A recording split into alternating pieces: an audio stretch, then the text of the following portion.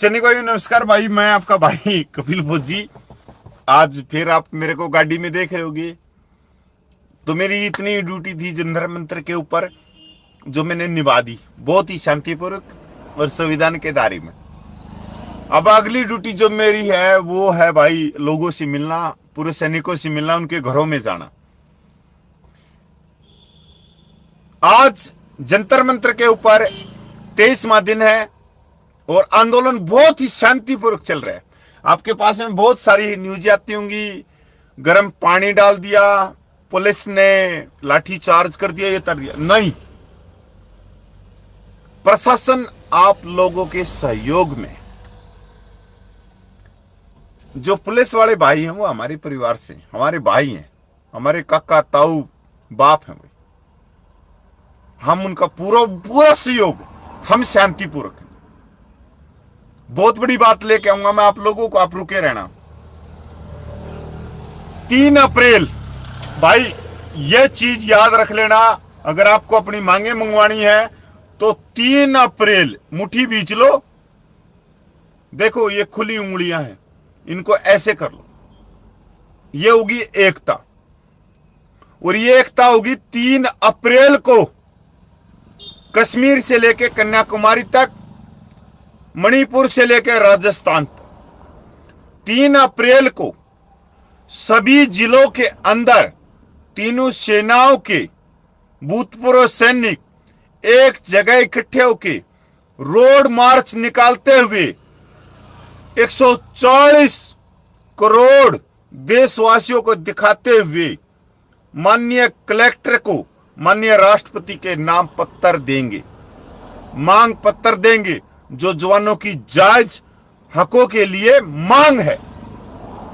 3 अप्रैल घर में मत सो जाना, लुगाई के साथ में उसके पल्लू को पकड़ के सब्जियां मत छीलने लग जाना। आप नौकरी करते हो, कुछ भी करते हो, कोई दिक्कत नहीं है। अरे ये डर कब निकालोगे तुम? तुम्हारे माथे पे थोड़ी लिखा है तुम अध्यापक हो, तुम पीटीआई हो, तुम तहसीलदार हो, तुम पुलिस वाले हो, कुछ हो। उससे पहले तुम भूतपूर्व सैनिक हो। पानी का इंतजाम करो अपनी अपनी डिस्ट्रिक्ट में, और पानी का छोड़ो, रियल जूस का इंतजाम करो, अलग अलग काउंटर लगाओ। इतना बड़ा सैनिक समाज 28 लाख का, तो यार तुम जूस नहीं पिला सकते 5-10 हजार रुपये का? जो आपके बुजुर्ग सैनिक आपके हकों की आवाज के लिए डिस्ट्रिक्ट के अंदर, पूरे देश के अंदर 3 अप्रैल को इकट्ठे होंगे तीनों सेनाओं के लिए। पानी पिलाओ, रोटी खिलाओ, पूरियां बनवाओ, कुछ भी तुम्हारा जो है, ये तुम्हारी ताकत है जिससे सरकार घबराएगी। दिखा दो यार एक बार। मैंने कई साल, मैंने 9.5 साल हो लिया घर छोड़े, पता नहीं मैं घर पूछता हूं, आज भी मैं कहीं और ही हूं। कल जंतर मंतर पे था, आज मैं 450 किलोमीटर दूर हूं। 3 अप्रैल को पूरे देश के भूतपूर्व सैनिक अपनी अपनी डिस्ट्रिक्टों के अंदर इकट्ठे होकर रोड मार्च निकाल के, जो बुजुर्ग सैनिक है, जिसे चला, जो चल नहीं सकता, फिर नहीं सकता, उसको ट्रैक्टर में डालो, ट्रेली में डालो, ऑटो करो, बड़ी बड़ी गाड़ियां करो, जीप करो, उसके अंदर बिठाओ, और वो बुजुर्ग सैनिक अपने घर के अंदर आज से कहने लग जाओ 3 अप्रैल को अगर मेरी पेंशन चाहिए तो मेरे को लेके चलना पड़ेगा जिले के अंदर, जहां मेरे भूतपूर्व सैनिक, जहां मेरे बच्चे इकट्ठे हो रहे, चाहे वो उस जिले से पहाड़ियों में रहता हो, चाहे रेगिस्तान में रहता हो, जो जिले से उसकी दूरी 80 किलोमीटर हो या 180 किलोमीटर हो, वो जिले में पूछेगा। 3 अप्रैल मत भूल जाना भाई। आज 23वां दिन है, बड़ा ही शांतिपूर्वक है। जबरदस्त न्यूज दूंगा तो आप लोगों को, इतनी अच्छी न्यूज दूंगा आप गदगद हो जाओगे। आपका धरना कामयाबी की तरफ है। सरकार, इतना कह सकता हूं, हमारी है और हमारी तरफ देख रही है। और देख कैसे रही है कि देखो और आगे चलो। वॉच एंड सिस्ती की इस नजर में आज सरकार, जो आप कह सकते हो। इससे पहले मैं जो जंतर मंतर के ऊपर कॉन्फ्रेंस करते हैं, मैं उस सोशल मीडिया को भी धन्यवाद करता हूं। आज जंतर मंतर के ऊपर अलीगढ़ जिला उत्तर प्रदेश का पूछा था और बड़ी शांतिपूर्वक आंदोलन हुआ। मेरे एक बात और भी एक लाइन में कह दूं, उत्तर प्रदेश के जितने भी सैनिक मेरे को सुन रहे हैं, मैं आप लोगों को कहना चाहता हूं, आप एक दिन आएंगे पर अगले दिन जो टीम वहां बैठी है वो परमानेंट वहां बैठी, वो आपका सहयोग नहीं करेगी। आप लोगों को उनका सहयोग करना है, उनके नियम कानून में चलना है। जो टीम बैठी है ना वहां पे, वो सीएचएम और एसए बैठी है। जो यूनिट को चलाती है, बटालियन को चलाती है, वो दो ही व्यक्ति होते हैं, सीएचएम और एसए, दो ही व्यक्ति होते हैं। वो सीएचएम और एसए, उनकी बात को मानो और वो जैसा कहीं वैसे करो। आप शाम को घर लौट जाओगे, वो तो परमानेंट है। आप जो घर से खाना लेके आते हो, आपको अलग जाके खाने की जरूरत नहीं है, उसी दरी पे खाओगे आप लोग। अगर 10 रोटी लेके आए हो तो आप आधी रोटी खाओगे और 9.5 रोटी जो आपके भाई आपके हिस्से की लड़ाई वहां पे लड़ रहे हैं उनको खिलाओगे। आज थोड़ी ही बात हुई है। मैं इसमें मैं बहुत स्पष्टवादी हूं कि कुछ हमारे जो सैनिक भाई आए थे उत्तर प्रदेश से, उन्होंने अलग अलग रोटी खाई। क्यों खाई भाई? मेरे पास में यह बात खुफिया रिपोर्ट से आई है, और खुफिया रिपोर्ट मेरे को अब भी सुन रही है। मैं कहां पे हूं उनको यह भी मालूम है। अरे उन्होंने आपकी रिपोर्ट मेरे को क्यों दी? अरे वो कहीं ना कहीं एक भूतपूर्व सैनिक हैं कि कपिल भाई इसके अंदर देखना, आप इसके अंदर कार्रवाई करना। कपिल भाई बहुत छोटा आदमी है, सिपाही आदमी है। मैं कोई सूबेदार नहीं हूं, सूबेदार मेजर नहीं हूं, मैं स्पष्टवादी हूं। मैं इस बात को इंडिविजुअल फोन के ऊपर भी कह सकता था, पर एक व्यक्ति को कह सकता था नहीं। मैं उत्तर प्रदेश के बहादुर सैनिकों को कहना चाहता हूं, उनका सहयोग करो। जिनको आंकड़े नाम मालूम हो वो प्रेस कॉन्फ्रेंस में ना बैठी, इससे मैसेज गलत जा रहा है। अरे माइक चाहिए, आपको बोलना चाहिए तो अलग दे देंगे, आप नीम के पेड़ के पीछे जाके बोल लो। पर उन लोगों ने जो वहां पे बैठे हैं, वो आपके हिस्से की लड़ाई लड़ रहे हैं, उनको गुस्सा दिखाने की जरूरत नहीं है। बस मैं इतना कहना चाहता हूं, उनको गुस्सा, उनको धमकाने, उनको गाली देने की जरूरत नहीं है किसी को भी। अगर आप गाली दे सकते हो तो उनकी बदली कर दो, आप बैठ जाओ वहां पे। मैं स्पष्टवादी हूं, मैं सरकार भी सुन रही है मेरी बात, ये खुफिया विभाग भी सुन रहे हैं, पर उनको यह भी मालूम है कि रिजर्व टीम बहुत ज्यादा तैयार है।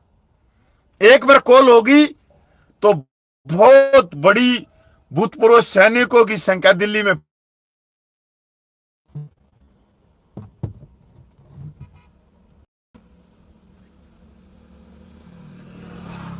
पर जिन को ना आंकड़ों का पता, ना कुछ किसी के बारे में पता, पर वो कॉन्फ्रेंस में सबसे पहले बैठेंगे। क्यों बैठेंगे?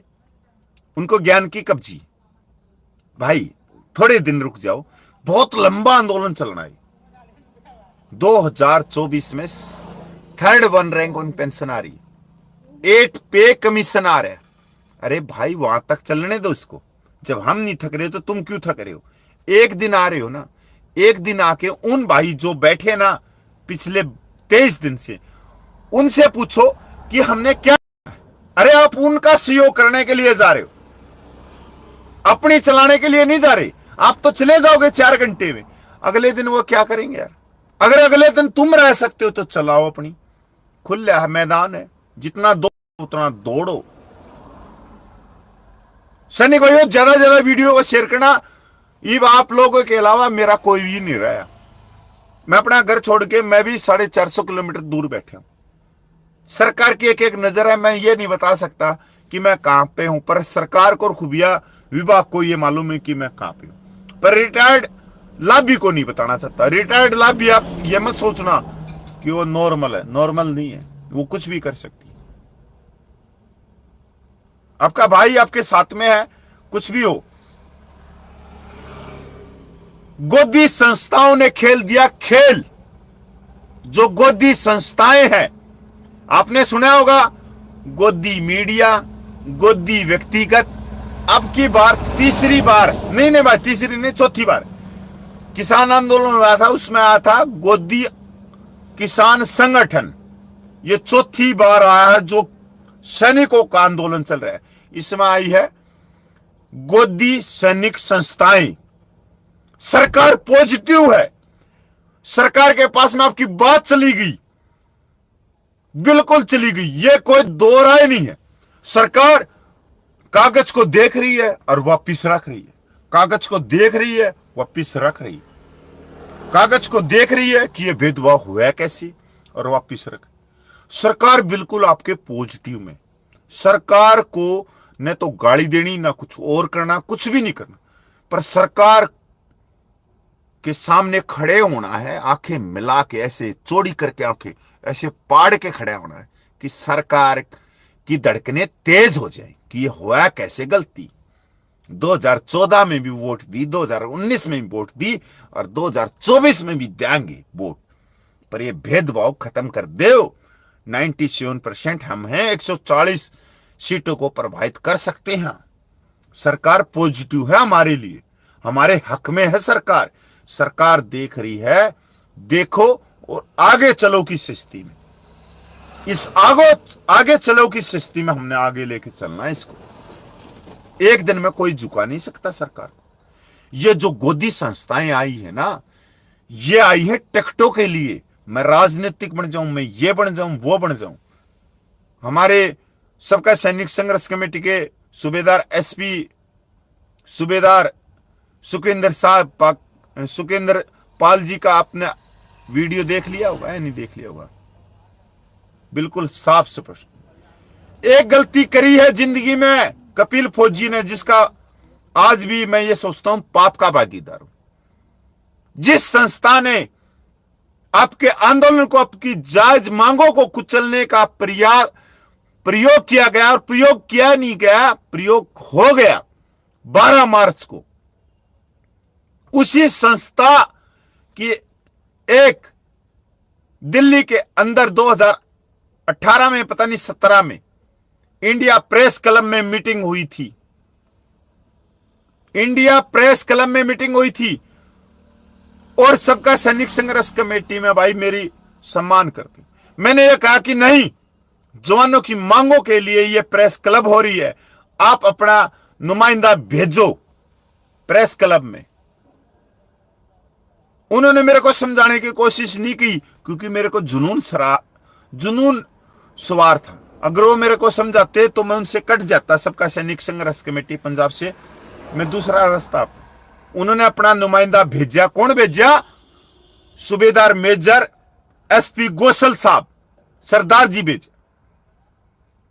और प्रेस क्लब हुई इंडिया में, इंडिया प्रेस क्लब दिल्ली में।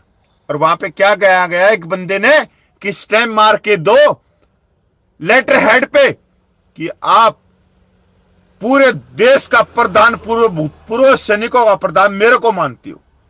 उसने ये हिला दिया, मंदिर का घंटा हिला दिया, बजा दिया। क्यों माने तेरे को प्रधान? हम किसी बंदे को रोकने के लिए तेरे पास में आए, पर तू ईमानदार नहीं है, तू बेईमान है। और उस प्रेस क्लब के अंदर प्रेस वार्ता का बहिष्कार कर दिया, और वो बहिष्कार करने वाला था सूबेदार मेजर एसपी गोसल साहब। उस दिन मेरे को पता लगा कपिल तू गलत था। अगर वो मेरे को रोकते तो उस समय में ठीक हो जाता, पर उन्होंने बड़ी दिमाग से काम लिया पंजाब के भूतपूर्व सैनिकों, क्योंकि उन्होंने मेरे को रोकना था। क्योंकि यार मेरे दिल में एक ईमानदारी है कि मेरी भूतपूर्व सैनिक माता और बहनें हैं, उनकी आवाज है। उन्होंने उस आवाज को पहचाना और मेरी बात को नहीं काटा, पर उसका पाप का भागीदार आज भी हूं कि मैंने एक आदमी को वहां पे भेजा। और वही गोदी संस्थाएं आज आपके आंदोलन को तोड़ने के लिए दिन रात एक की हुई है। उसी प्रेस क्लब में कहा गया, जिसके जयकारे 2-3 दिन पहले जंतर मंतर के ऊपर लगे कि फलाना आदमी जिंदाबाद, फलाने आदमी के साथ में हम साथ में चलेंगे। अरे भारतीय सेनाओं में, तीनों सेनाओं में कब से व्यक्ति विशेष के नारे लगने लगे? यहां तक जर्नल के भी उद्घोष के नारे नहीं लगते। युद्ध क्षेत्र में भी हमारे खुद के नारे हैं, भारत माता जिंदाबाद, भारतीय सेनाएं जिंदाबाद, शहीद जवान अमर रहे, और खुद के हमारे तगड़े रहो, दुश्मन पे वार करो। अलग अलग वार है हमारे अलग अलग उद्घोष हैं, और वहां पर नारे लगाए गए एक व्यक्ति विशेष के। कौन सा परमात्मा भाई तू, कौन सा तू भगवान है, और किसने लगाए हुए नारे आप समझ नहीं सके। आपके आंदोलन को तोड़ने की यह साजिश है। पैसे इकट्ठे किए गए, अरे यार स्कैनर तक लेके आए गए। आप लोगों ने देखा होगा, परचून की दुकान पे आप आटा लेने जाते हो, नमक लेने जाते हो, दूध लेने जाते हो, तो वहां स्कैनर रखे रहते हैं। आप मोबाइल को ऐसे करो और स्कैनर किया और उसके अंदर आपने पैसे डाल दिए। इतनी जबरदस्त संस्था, गोदी संस्था, जो स्कैनर तक बनवा के आई हुई थी और जो लोगों के बीच में घूम रही थी, स्कैनर पे पैसे डाल दो, पैसे डाल दो।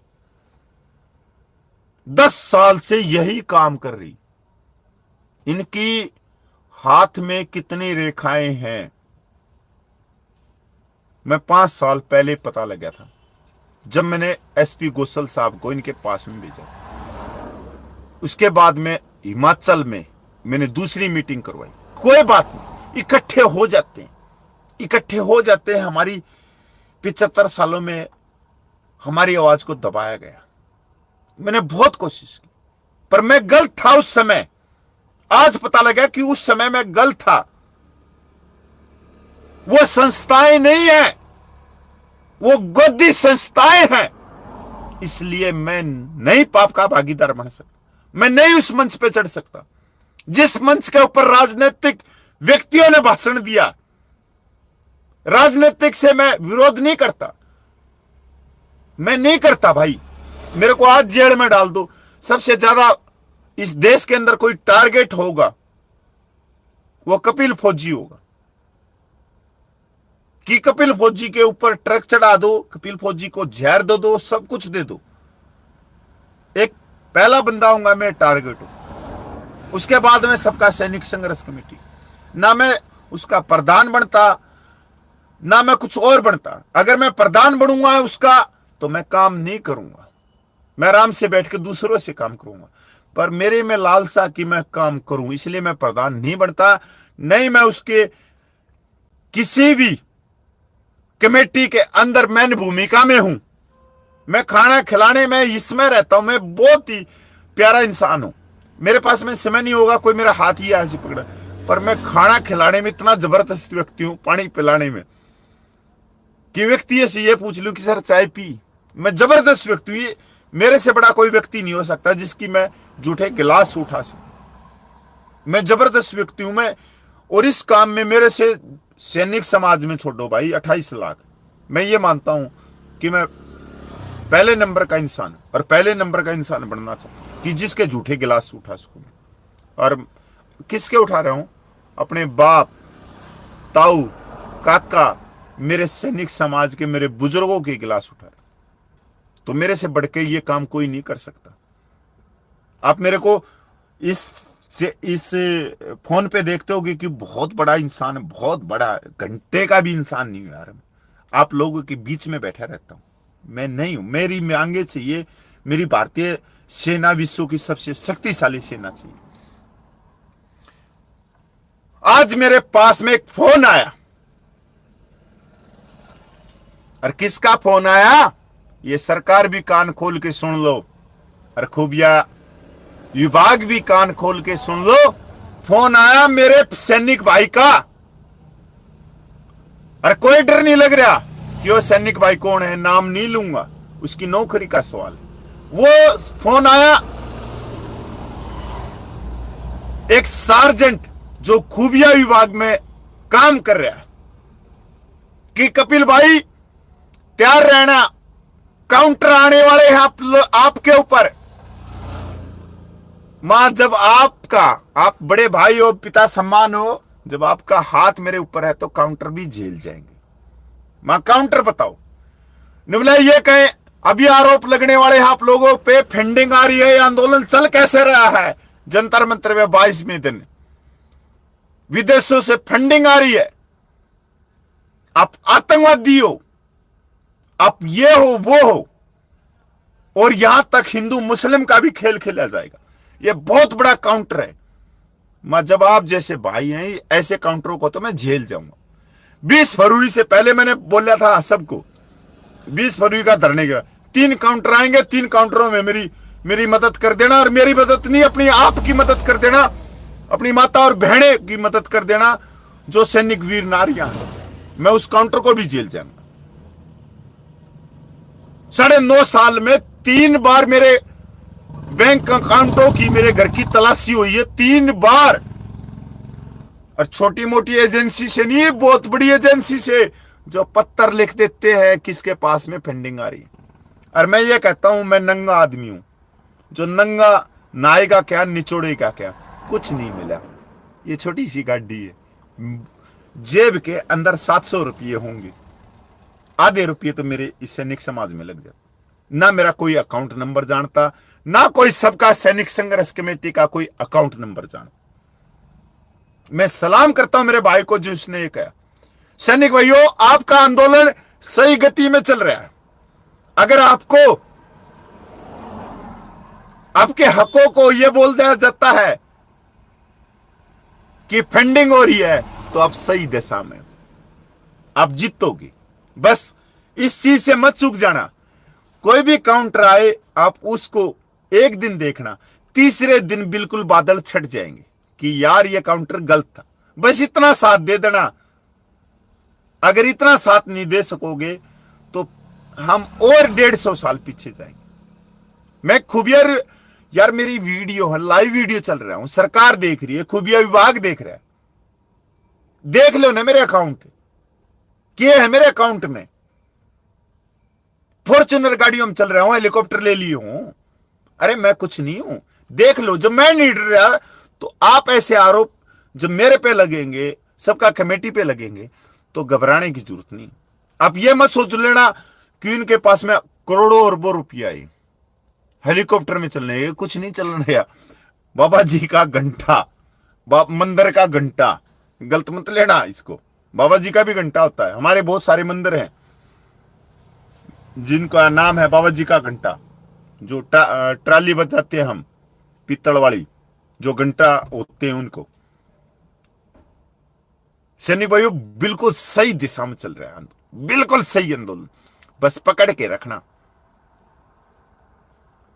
हम 365 दिन आपकी मांगों के लिए लड़ रहे हैं। अगर आप एक दिन नहीं लड़ सके तो फिर क्या फायदा।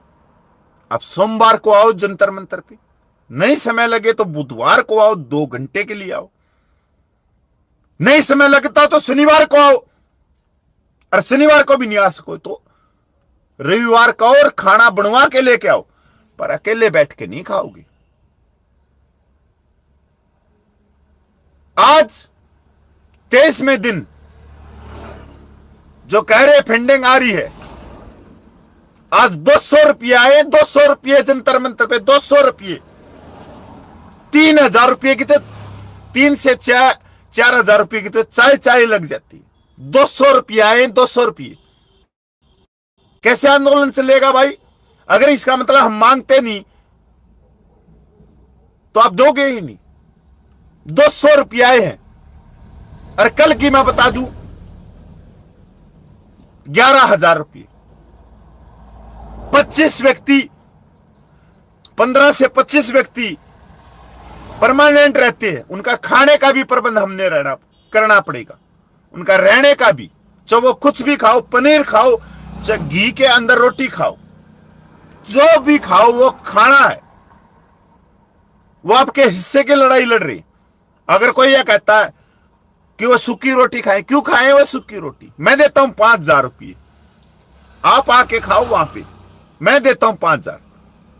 और जो आप खाना चाहते हो, मुर्गे खाओ, दाल खाओ, पनीर खाओ, ऊपर से लाल परी पियो, मैं देता हूं आपका खर्चा। अगर आप वहां पे आके रह सकते हो तो मच्छरों के अंदर।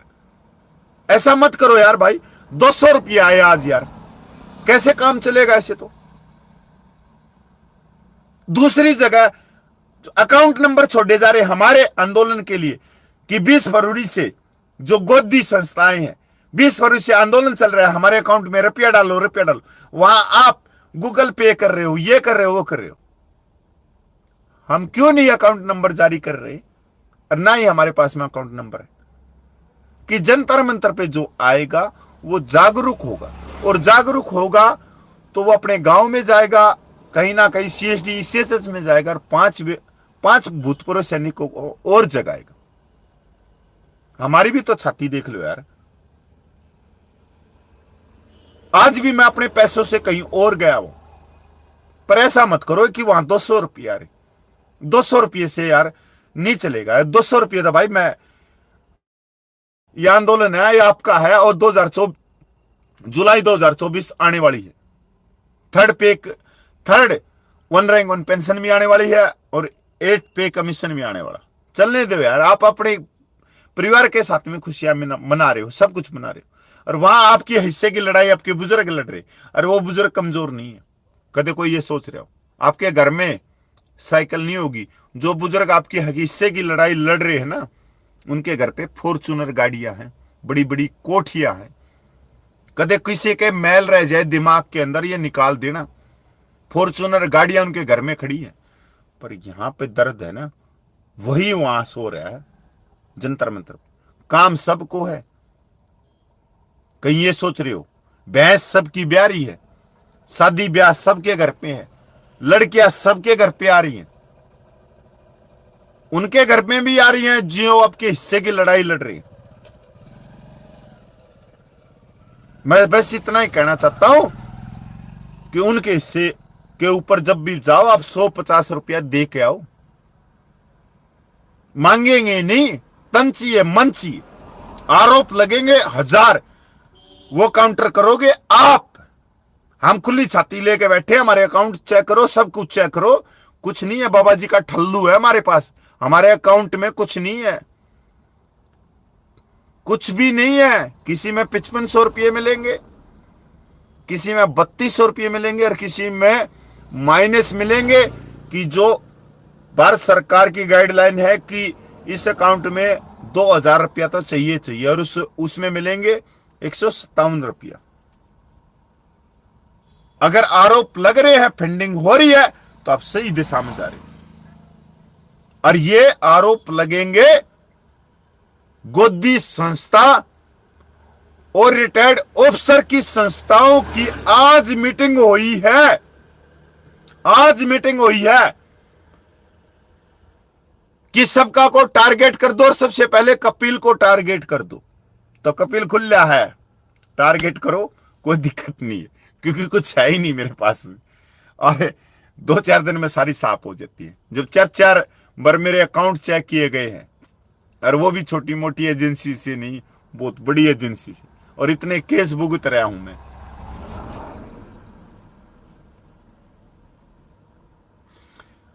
हमारे उत्तर प्रदेश के सैनिकों को मैं धन्यवाद करता हूं, वो अपने बड़े ही बेखूबी से आंदोलन को चला रहे हैं, और उनसे मैं एक ही रिक्वेस्ट करता हूं कि डिसिप्लिन हमारे लिए बहुत बड़ी बात है। कल वहां पे किसानों का भी धरना था और जवानों का भी धरना था। किसान अनडिसिप्लिन भी होते हैं भाई, उनको थोड़ी परेड करने का पता है, उनको थोड़ी ड्रेस पहनने का पता है, उनको थोड़ी स्टार चमकाने का पता है।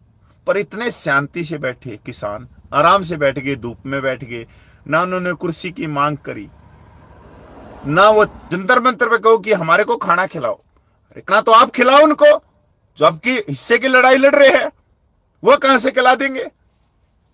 10 रुपया दे के जाओ उनको। रात में भी तो यहीं रह रहे हैं, किराया नहीं लगता उनका, रात में खाना नहीं खा रहे, सुबह आ जाते 8 बजे, पूरे दिन घूमते रहते हैं। कभी आपकी चाय पिलाओ, कभी कप उठाओ, कभी आपके गुस्से को उठे। मेरा पॉइंट नहीं है, मेरा पॉइंट नहीं है, मेरा पॉइंट नहीं है। आज ऐसा ही एक वक्त मेरे पास में गले की हड्डी बन गया, ऑन रेडी का पॉइंट नहीं है पर्चे के अंदर, रेडी का पॉइंट उसमें नायक ऑन रेडी, हौलदार on ready, lieutenant on ready, अपना on ready, captain on ready, मतलब बीच के रैंक का है। अरे ये उदाहरण है समझाने के लिए सरकार को कि आप किसी को ऑन रेडी देते हो तो उसका हक भी देना चाहिए। मतलब बीच का क्यों नहीं, ऑन रेडी नायब सूबेदार क्यों नहीं, ऑन रेडी सूबेदार क्यों नहीं, ऑन रेडी सूबेदार मेजर क्यों नहीं?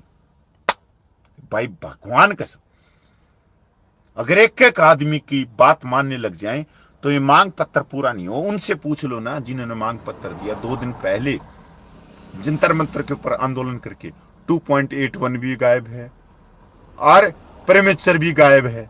प्रेमेचर के लिए बोल रहा है जुलाई 2017 से पहले जो आए हुए हैं उनको दे दो और बाद वालों को नहीं, वो देख लो। और लाखों रुपया दे के आए हो और 4 घंटे में सब पैसे को यहां लेके चल पड़े।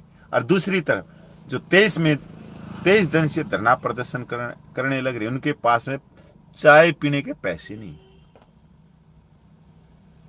एक किसी व्यक्ति ने कहा था जब तक आप किसी से पैसा नहीं लोगे जब तक वो आपको सच नहीं मानेगा। उसी कड़ी को तोड़ने के ऊपर ले रहे कि जब तक आप व्यक्तियों से पैसा नहीं लोगे जब तक वो आपको सच नहीं मानोगे। ये एक सच्चाई, पर इस सच्चाई को मैं तोड़ूंगा कि पैसों से लड़ाई नहीं लड़ी जाती, तन और मन से लड़ाई लड़ी जाती है। तन और मन जब आ गया तो पैसे पीछे कैसे छोड़ के आ सकता वो व्यक्ति, पैसे साथ में लेके आएगा। भाई बहुत लंबा हो गया, मैं भी नमस्कार मेरे जितने भाई देख रहे तो ज्यादा वीडियो को शेयर कर देना है, बहुत बड़ी बात है। काउंटर आएंगे मेरे ऊपर, फेंडिंग हो रही है, पता नहीं कहां से कोई मेरे को आतंकवादी बोलेगा, मेरे को गुंडा बोलेगा, मेरे को ये बोलेगा। पर मैं आपको कहना चाहता हूं मैं भारतीय हूं और भारत देश का एक सच्चा नागरिक हूं और भारत देश के लिए मैं अपनी जान कुर्बान कर सकता हूं। मैंने इस भारत देश के लिए सेना की वर्दी पहनी। इन कटरों को झेलना आपकी जिम्मेवारी है, अकेले कपिल फौजी की नहीं है। जो धरना प्रदर्शन कर रहे हैं उनकी जिम्मेवारी नहीं। कभी बहकाओं में नहीं आना। जो वीडियो आ रही है जंतर मंतर से वो धड़ाधड़ शेयर करना। ये आपके हिस्से की लड़ाई लड़ रहे। अगर आप घर में बैठ के उस वीडियो को देख रहे हैं तो इसका कोई नेतृत्व नहीं, कोई मतलब नहीं। आपको शेयर करनी है, जबरदस्त शेयर करनी है। सरकार को झुकाना हमारा कर्तव्य है। सरकार पॉजिटिव है, सरकार हमारी सस्ती को देख रही कि ये भाग जाएंगे जंतर मंतर से। अगर भाग गए तो फिर हम भाग गए 150 सालों के लिए। ये तो 75 साल हुए हैं, फिर हम 150 सालों के लिए भाग गए। जय हिंद, जय भारत, जय भारतीय सेना।